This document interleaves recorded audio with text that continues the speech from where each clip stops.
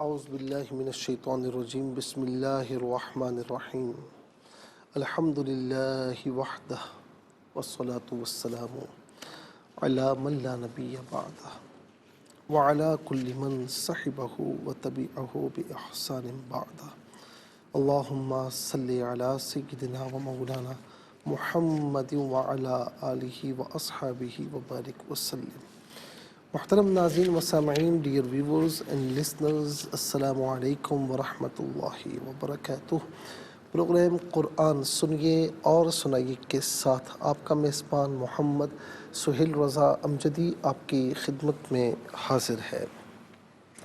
ناظرین و سامعین، آپ جانتے ہیں کہ ہم پروگرام کا آغاز قرآن و حدیث کی بات سے کیا کرتے ہیں۔ آج ہم بات کریں گے غزوہ احزاب کی آندھی۔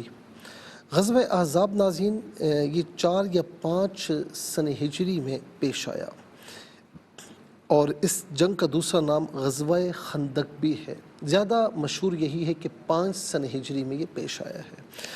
جب بنو نضیر کے یہودیوں کو جلا وطن کر دیا گیا تو یہودیوں کے سرداروں نے مکے جا کر کفار مکہ کو نبی علیہ السلام کے ساتھ جنگ کی ترغیب دلائی، وعدہ کیا کہ ہم تمہارا ساتھ دیں گے۔ چنانچہ ان یہودیوں نے کثیر تعداد میں ہتھیار اور رقم دے کر کفار مکہ کو مدینہ منورہ پر حملہ کرنے پر ابھار دیا۔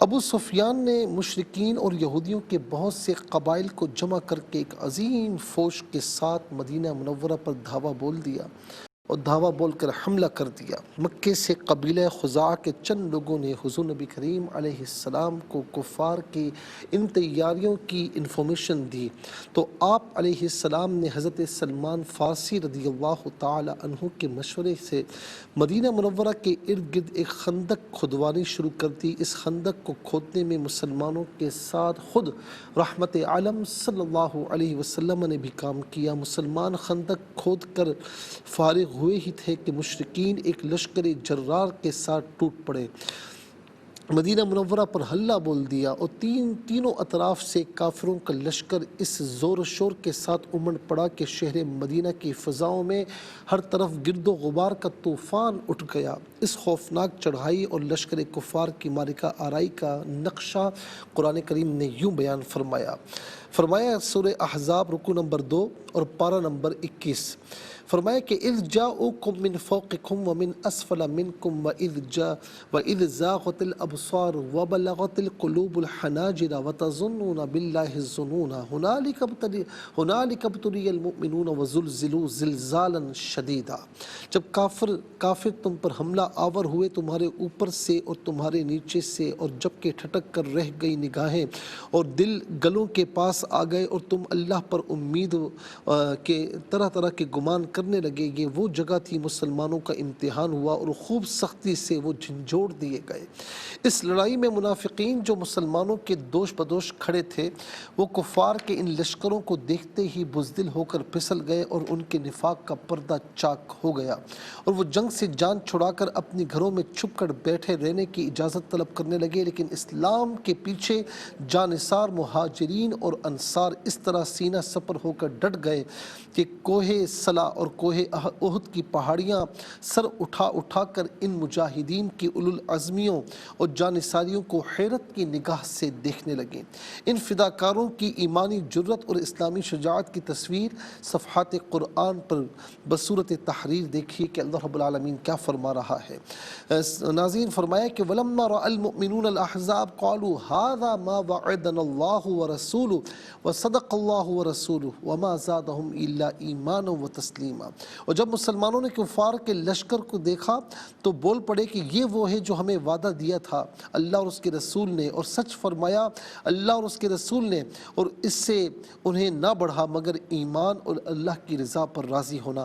کفار نے جب مدینے کی گرد خندق کو حائل دیکھا تو حیران رہ گئے اور کہنے لگے کہ یہ تو ایسی تدبیر ہے کہ جس سے عرب اب تک ناواقف تھے۔ بہرحال کفار نے خندق کے کناروں سے مسلمانوں پر تیر اندازی اور سنگباری شروع کر دی۔ کہیں کہیں سے کافروں نے خندق کو پار بھی کر لیا، جم کر لڑائی بھی ہوئی۔ مسلمان کفار کے اس محاصرے سے گو کہ پریشان تھے، لیکن ان کے عزم و استقلال میں بال برابر بھی فرق نہ آیا اور وہ اپنے مورچوں میں جم کر دفاعی جنگ لڑتے رہے۔ اچانک ایک دم اللہ تعالیٰ نے مسلمانوں کی اس طرح مدد فرمائی کہ اچانک مشرق کی جانب سے ایک طوفان خیز اور ہلاکت انگیز شدید آندھی آئی، جو قہر بن کر ناظرین غضب بن کر لشکر کفار پر خدا کی مار بن گئی۔ دیگیں جو چولہے تھے الٹ پلٹ ہو کر ادھر ادھر لڑک گئے، خیمے اکھڑ کر اڑ گئے، ہر طرف گھٹا گھوپ اندھیرا چھا گیا، شدید سردی کی لہروں نے کفار کو جھنجھوڑ ڈالا۔ پھر اللہ رب العالمین نے فرشتوں کی فوج بھیج دی، جن کے روب و دبدبے سے کفار کے دل لرز گئے اور ان پر ایسی دہشت اور وحشت سوار ہوئی کہ انہیں راہ فرار اختیار کرنے کے سوا کوئی چارہ کار نہ رہا۔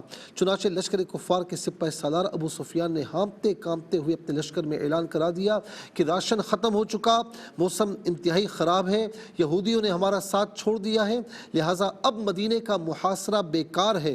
یہ کہہ کر کوش کا نقارہ بجا دیا اور بہت سا سامان چھوڑ کر میدان جنگ سے بھاگ نکلے اور دوسرے قبائل بھی تتر بتر ہو کر ادھر ادھر بھاگ گئے۔ 15 یا 24 روز کے بعد مدینہ منورہ کا مطلع کفار کے گرد و غبار سے صاف ہو گیا۔ غزوہ احزاب کی یہی وہ آندھی ہے جس کا ذکر قرآن کریم میں اللہ رب العالمین نے یوں فرمایا۔ سورہ احزاب ناظرین رکوع نمبر 3 پارہ 21، یا ایھا الذین آمنوا اذکروا نعمت اللہ علیکم اذ جاءتکم جنود فارسلنا علیہم ریحا وجنودا لم تروہا۔ اے ایمان والو، اللہ کا احسان اپنے اوپر یاد کرو، جب تم پر کچھ لشکر آئے تو ہم نے ان پر آندھی اور وہ لشکر بھیجے جو تمہیں نظر نہ آئے۔ ناظرین اس سے ہمیں کئی اسباق ملتے ہیں۔ ایک سبق یہ ملتا ہے کہ ناظرین سامنے لشکر جب ہو، سامنے جب دشمن ہو، تو ہمیں پھر اپنی طاقت پر بھی غور کرنا چاہیے اور تدبیر بھی اختیار کرنی چاہیے کہ دور جدید کے اعتبار سے اسلحہ جمع کرنا، تدبیر اختیار کرنا، یہ حکمت کا تقاضا ہے۔ دیکھا آپ نے کہ سلمان فارسی رضی اللہ تعالی عنہ نے خندق کھودنے کا مشورہ دیا تو حضور نبی کریم علیہ السلام نے اس پر عمل کیا اور کفار اس سے بہت ڈر گئے کہ یہ وہ طریقہ ہے جو ہم ناواقف تھے۔ تو ہمیں جدید دور کے اعتبار سے نت نئی تدبیریں اختیار کرنی چاہیے۔ دوسرا یہ ہے ناظرین کہ حضور نبی کریم علیہ السلام کے ان جانثار صحابہ کے سامنے لشکر جرار تھا، یہودی کفار مکہ سب مل کر انہوں نے یلغار کی، لیکن آپ دیکھیں کہ مسلمان عزم و استقلال کے ساتھ ڈٹ گئے، میدان چھوڑ کر بھاگے نہیں۔ تو پھر اللہ رب العالمین نے کفار پر رعب طاری کر دیا، فرشتوں کے ذریعے ان کی مدد فرمائی۔